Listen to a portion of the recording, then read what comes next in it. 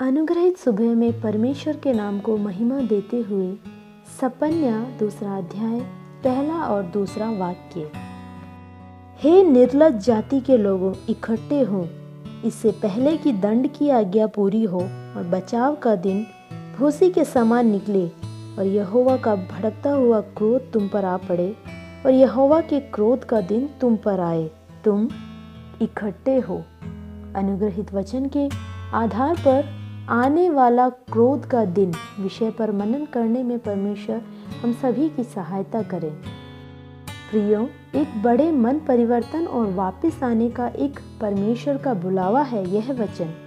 हफ्ते महीने बन गए, महीने वर्ष बन गए और वर्ष डिकेड बनते समय एक वर्ष को हम जब अलविदा कहकर नए वर्ष के स्वागत की जल्दी में हैं।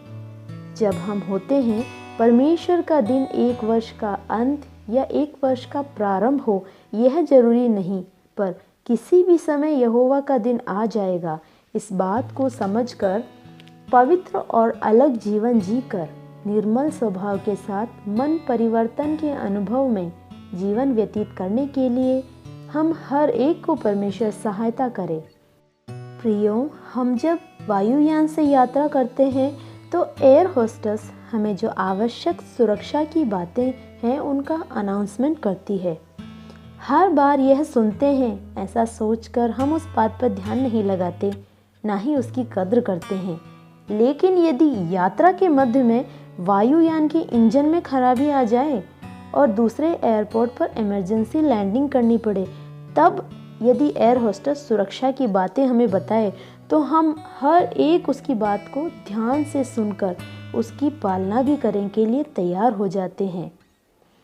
ऐसा है तो परमेश्वर का पवित्र शास्त्र इन दिनों में पवित्र आत्मा की बातों की अवहेलना करे बिना इस बड़ी तैयारियों के मध्य भी यदि परमेश्वर का दिन आ जाए तो हम में से कोई त्यागा या उपेक्षित न किया जाए। उठा लिए जाने की योग्यता के साथ जीवन जीने के लिए परमेश्वर के निर्देशों को यथावत सुनने और प्रवृत्ति में लाने वाले बने। इसीलिए परमेश्वर के उस दिन में परमेश्वर के क्रोध के पात्र न हो कर उसकी दया और स्नेह के पात्र हों। उसी तरह का जीवन व्यतीत करने में परमेश्वर हमारी सहायता करे। Have a blessed day.